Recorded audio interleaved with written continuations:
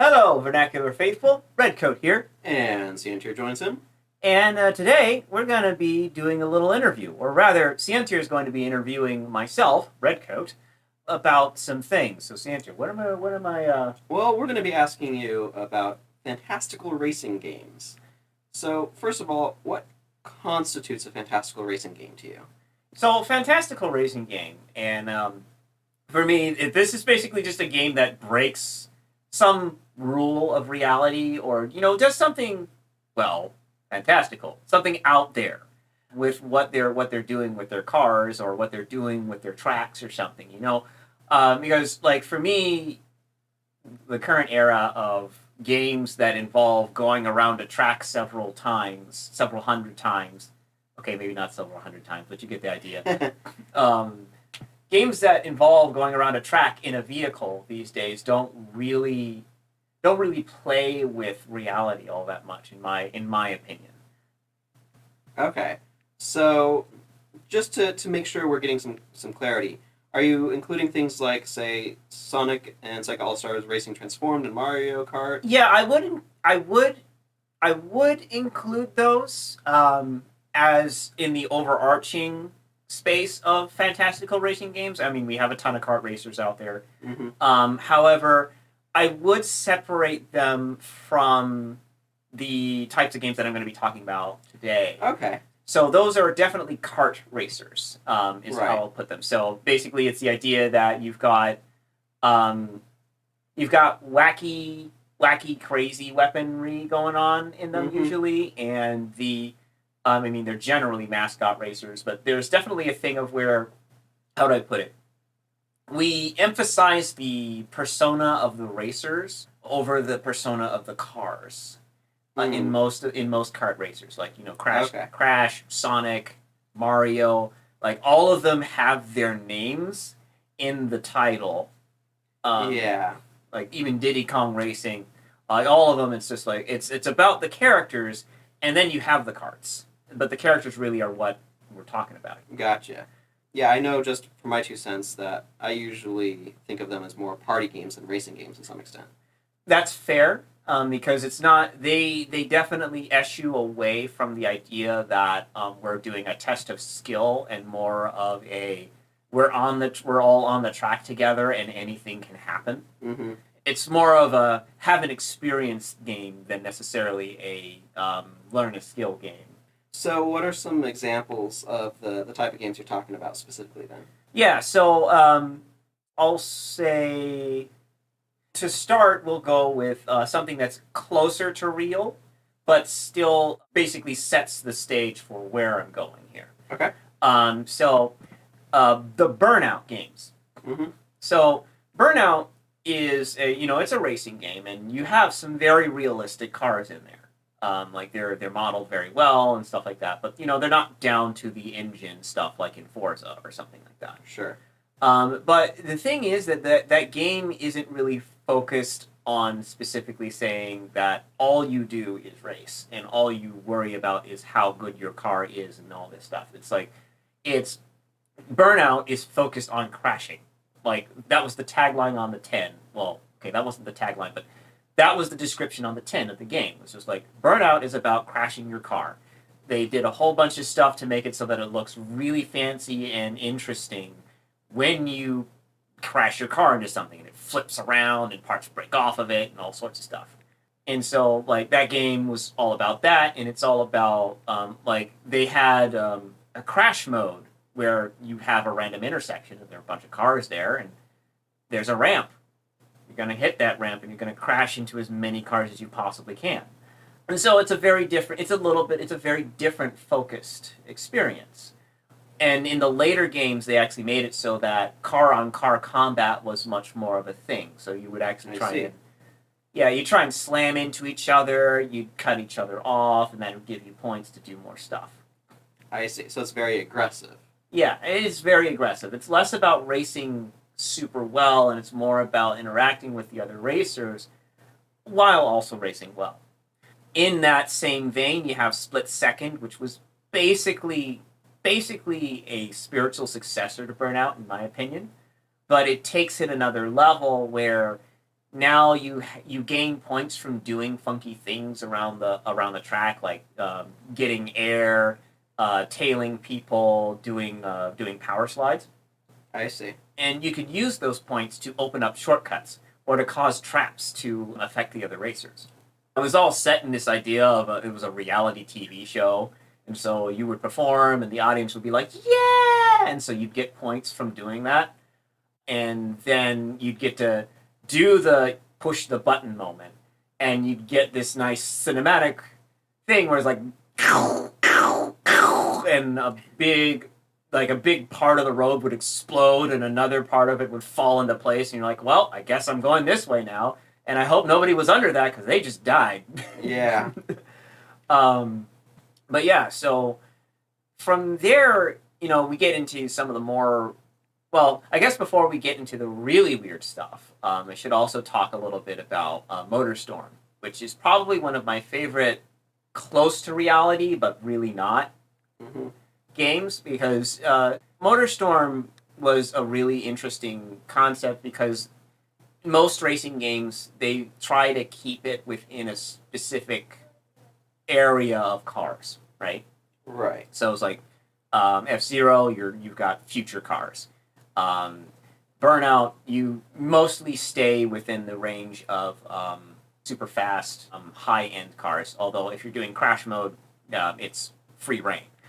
Monster Truck Madness is all about racing monster trucks. Yeah, exactly. It's usually in the title if it's something specialized. Yeah.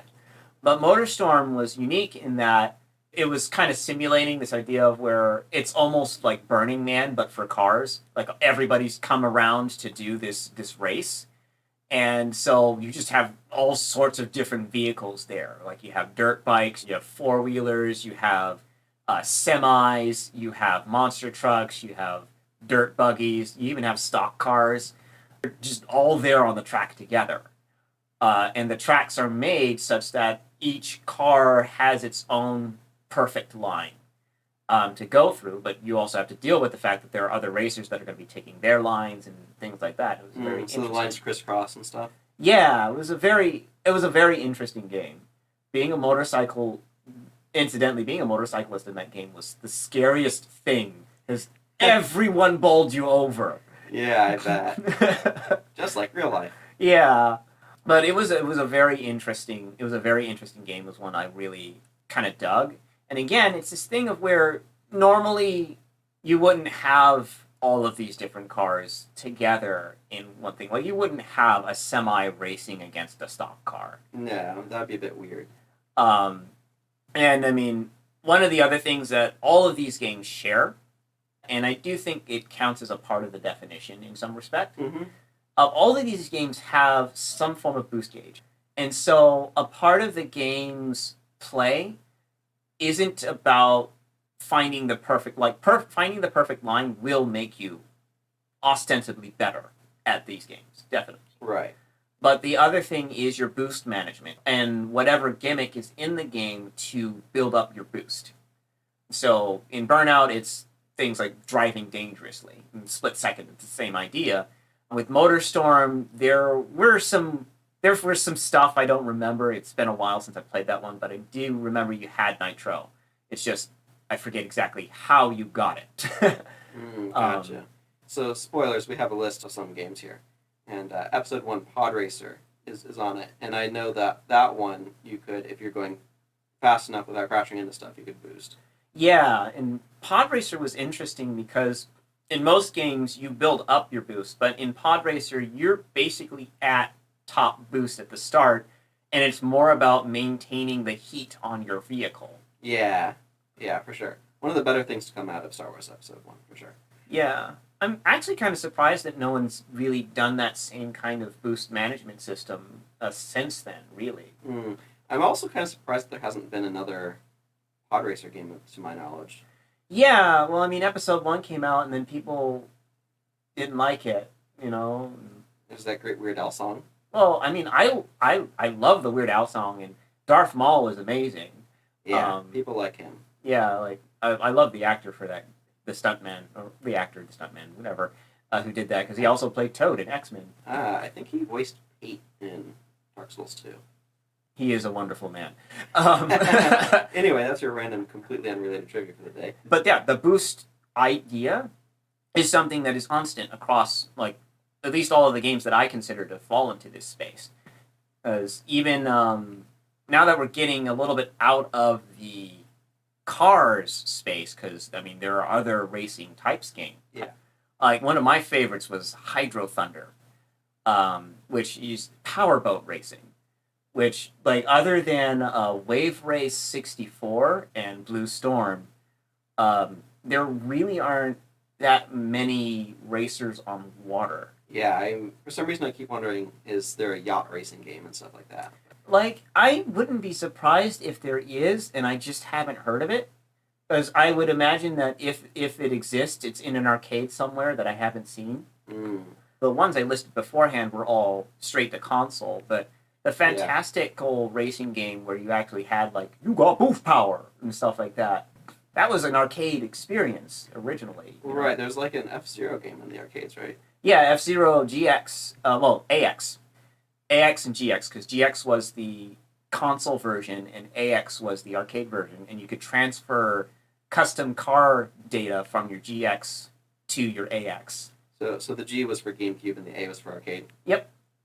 Axe. Guts. That one doesn't pronounce as well. But yeah, Hydro Thunder, one of the things that really got me about that game, and to an extent many other Fantastical Racer games, the futuristic ones in particular, but this one wasn't really futuristic, the courses had character. And now, it's not just the fact that the course would, like, the courses themselves always had, like, some sort of crazy theme to them. Like, you had New York Disaster, which was New York had been flooded after a big apocalypse. Or you had, wasn't Area 51. I'm trying to remember. Well, New York Disaster is the one that sticks out in my mind because that was the craziest one. Because you actually went through the subways and all sorts of fun, interesting stuff. But not only did the theming of the stages, radically change and things, but the water itself was active and moving and doing things to you, and you'd have to manage how your boat went through the water. I see. So they'd have kind of wave physics and all that sort of stuff. Yeah, I mean, it was one of the things I really liked about Wave Race as well, was that each lap throughout the track could have a different feel to it because the water would be doing something different. I see. So, some amount of this way that the levels have more influence on you than just, like, you go around it and it's just, like, stay on the road and keep tight on your turns, kind of like a normal racing game. Yeah. But you're saying part of what you really like about these more fantastical racing games is that that's not always the case. Like, sometimes you need to worry about Bantha and Raider shooting you. Yeah, like, it's a thing of the road will throw some curveballs at you. And those curveballs aren't always curves. Okay, so what are some other things that you particularly like about these games? What are some things from them that you would like to see explored more? So, like I said, with Burnout and Split Second, and to an extent Motorstorm, and this also goes for F-Zero, which, yes, I do consider that to be a fantastical racer. I didn't say that expressly, but I think you all should know. If you know anything about F-Zero, it's out there. I loved the vehicle. I love the man-to-man combat kind of deal. And I know you have this in Kart Racers, but it's a very different feel. So in Kart Racers, when you go to interact with somebody and you attack them, the way that the attack resolves is it hits them, it stops them, and now they lose their place. Yeah, probably. Like, if they don't lose their place, they lose some time, but it's always, but you stop, and you have to start up again. In most of these games, the way that combat works, with a few exceptions, it's more that you're up until you're down. I think the best example of this is Extreme G, which actually had weapons in it. In that case, when you attack somebody, you would damage them, and that would start affecting their top speed. I see. And so, if you damage them enough, they wouldn't be able to hit their maximum speed anymore, and so they would just be slower. But it didn't expressly say, "But you're done. I'm taking your position now." You still have to jockey them for their position. Gotcha. And F-Zero, to an extent, had a similar deal with it, although car-on-car combat in that game was a lot harder because you didn't have weapons. So Yeah, what I've seen of it, it's more like you have to align yourself well and then intentionally ram the other person. yeah, and that feels closer to what happens in Kart Racers, but even then, it's not that you lose all of your momentum as much as you're kicked off in a different direction and you have to realign yourself. If your vehicle doesn't just explode. Yes, if your vehicle is very weak, if your vehicle is made of weak, it will die. But yeah, that was the interesting thing there, and it's something I really wanted to see explored a little bit more in these types of games, is a more integrated sense of vehicular combat, where it's not just the person who's immediately in front of you that you're combating, but that you could technically attack anyone on the field if you have the right weaponry attached to your machine. The actual logistics of making that happen, like I've done a few design, I guess the word is design forays to try and figure out what exactly you do there, because it's an interesting quandary, making it so that the guy who's in first place, way ahead of everybody else, you can target him. But the gist of it is just being able to target parts of the track as well as targeting people just immediately ahead of you and stuff like that. Ah, I see. But yeah, I'd like to see that, just because I feel that's one of the weaknesses of the racing genre, is that if somebody is really good at the core mechanics of the game, which is finding the perfect line, keeping yourself at the highest speed with the least amount of alterations to that straight line you're trying to make. If somebody's really good at that, they will pull ahead. Right. There's a certain amount of determinism in a standard racing game. Yeah. And once you pull far enough ahead, there's no turning back from that. And in Kart Racers, the way they deal with that is rubberbanding. Well, to an extent. And blue shells. Yeah. Like, it's rubberbanding and item distribution. Right. Where the items have a very large effect on how well you can move forward and how well you stay up. So what we're talking about is a catch-up mechanic, right? Yeah. Something that allows people to catch up when they fall behind. Yeah. So my question is, so it sounds like what you're saying is in the standard racing game, there isn't enough of a catch-up mechanic. Like, if somebody's just going to get ahead, they're going to get ahead. There's nothing you can do about it. Yeah. Short of, like, tanking yourself so you can try to unlap them, if that makes sense. Yeah. And cause problems that way. So, I guess what my question is do you feel then that the kart racers go a little too heavy-handed in their catch-up mechanics? Yes, most definitely. Because the player who's far ahead, he's earned it. Like, he got there because he's good at the game. And I don't want to take that away from them. Sure. What I want, because in my opinion, the reason why you have that catch-up mechanic, it's not because the other players don't have a chance to win. I mean, that's part of it, but really, it's because once they pull far enough away, you're not interacting with them anymore. Mm-hmm.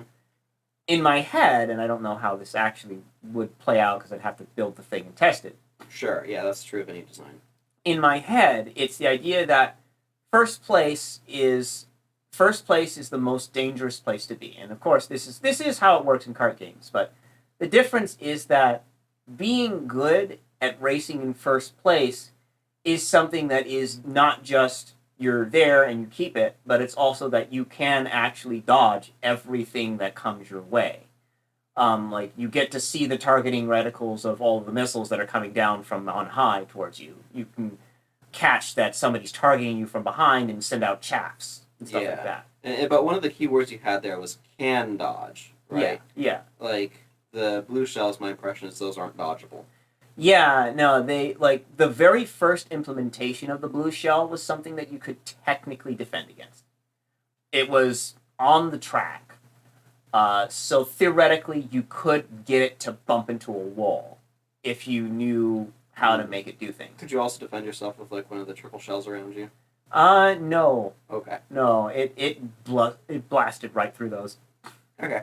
So, just to try to summarize and make sure I'm understanding what you're saying, part of what you really like about Fantastical Racing games is that they aren't bound to trying to be realistic, and that means that you can introduce elements that are maybe a little Demolition Derby-ish, like kicked up several notches.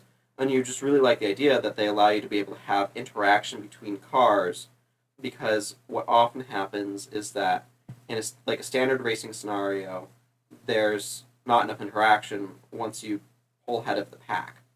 Yeah. Whereas in like a kart racer, there's a little too much like. There's too much disruption. Yeah, not enough accounting for skill, or too much effort to try to rein in the effects of skill. Yes. And I suppose while I'm at it, and now we're getting out of the vehicular ones and into the more less vehicular ones. Okay, I'm just going to say that that will be the term.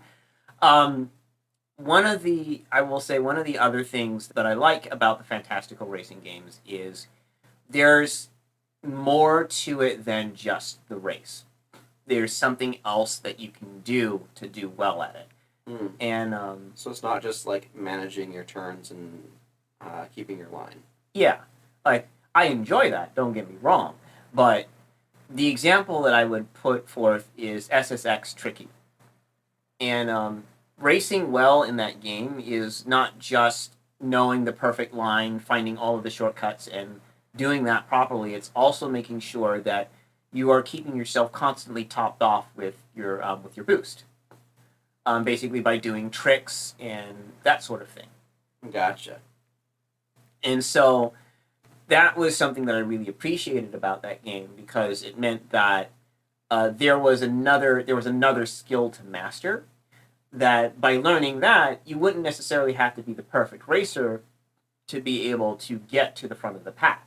Mm-hmm. But at the same time, if you are the perfect racer, there is another skill that you can let fall by the wayside and just focus on that. Mm. This is interesting. It makes me kind of think of almost a stamina type mechanic that you get in non-vehicular racing, i.e. like horses or people. Yeah, like yeah. Those sorts of races. Yeah. Where you have like an amount of physical stamina, and how do you conserve that? When do you expend greater stamina to go faster? Mm-hmm. That sort of thing. It almost sounds like part of what you like about these is that there's this additional resource management. Yeah, resource management that you have to do to try to, because the thing about a car is it can just keep going at its top performance. Yeah. Effectively for the entire duration of the race. It doesn't have a moment where it's like, wow, my legs are really getting tired.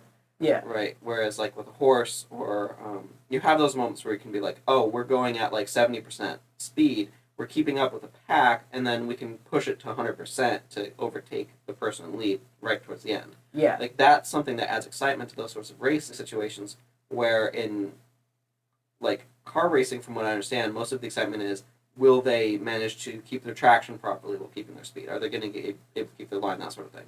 Yeah, I mean, it's definitely a thing, and I mean, I'll be a little bit honest. Like when I'm watching the Indy 500 or something, it might be morbid, but I'm really watching to see if somebody crashes.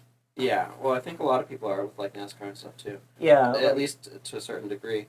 Yeah, like I appreciate the Formula One style a little bit more than the Indy 500. I understand what the Indy 500 is there for, and it's like, because it's more of a pit crew show, in my opinion. It's all about making that car run really, really well, and you've got a driver in there who knows how to drive at very high speeds, which is definitely a skill. But yeah, I really feel like the real start of the show is the pit crew in those things. Mm-hmm. And how quickly they can get the mid-race maintenance done. Well, it's not just that. I mean, that's their performance at the race, but the battle for racing a car starts before you ever get on the track. Sure. Okay. With the prep and all of that. Yeah. Gotcha. Like that's one of the things with that's part of the reason why stock car racing is stock car racing now, is because there was a time when there were, I don't remember the actual names of the crews or the racers, but there was a time when there were two particular pit crews that were so good at pulling the most out of their car's engine, out of how it actually used its fuel, how it did its traction, that those two cars would constantly be way ahead of the pack. I see. Like every time. And that led to the management being like, well, this is boring to watch. We need to bring the pack in closer, so we need to regulate what's going on with how these cars are built and how they run. Yeah, sure, that makes sense. Where the goal is to make it an exciting spectacle. Yeah. Right, and you want that excitement from your racing games.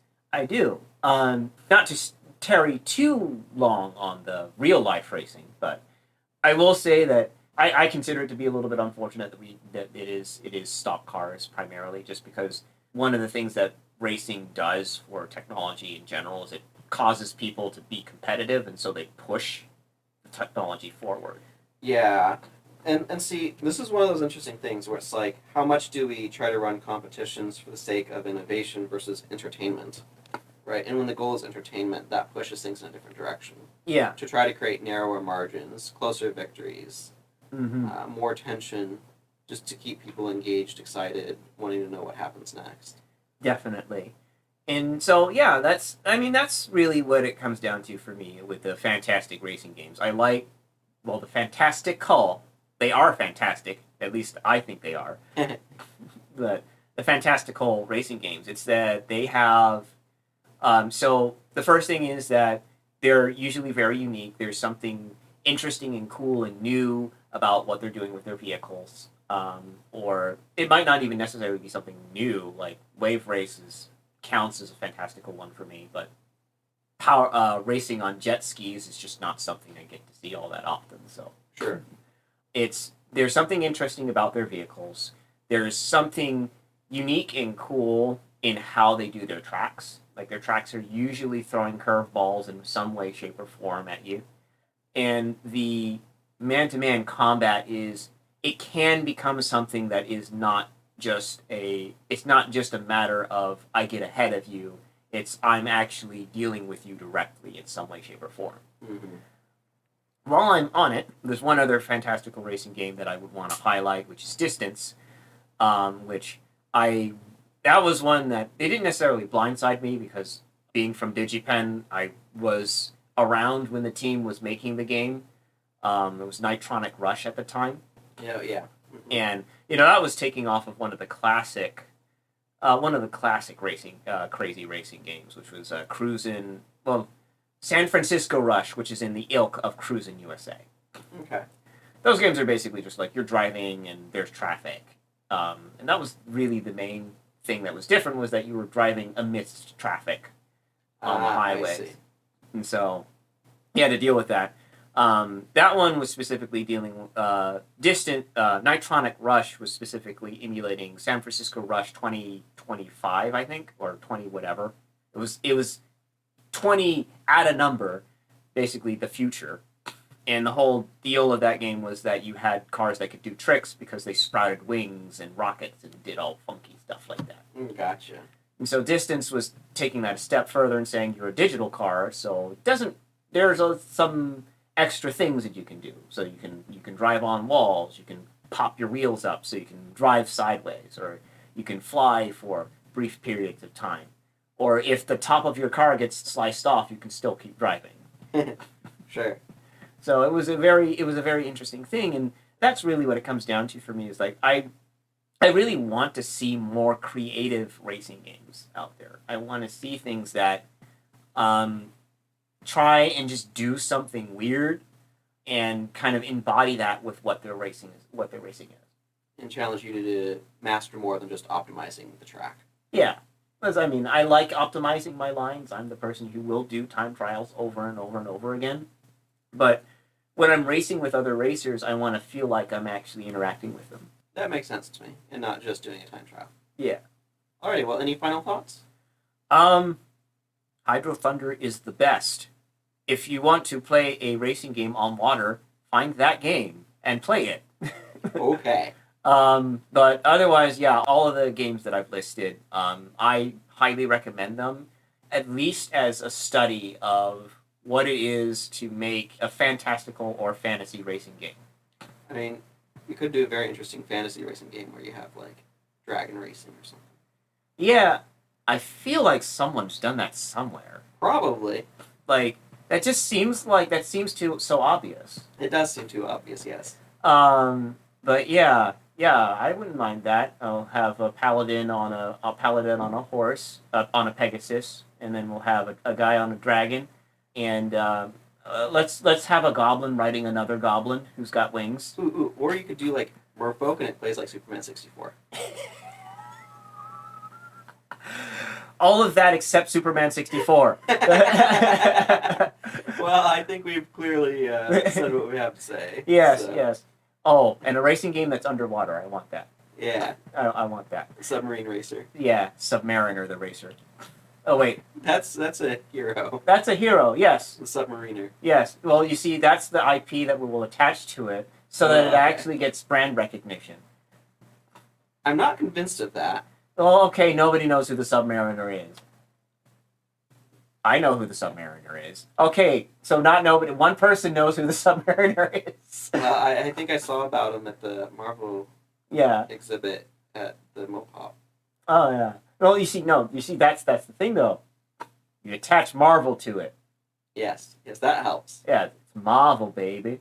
Anyway, we'll go ahead and wrap it up here, because now we're just dithering. We are. So this is Ciantier signing off. And this is Redcoat, signing off. Play the games you want to play, boyos.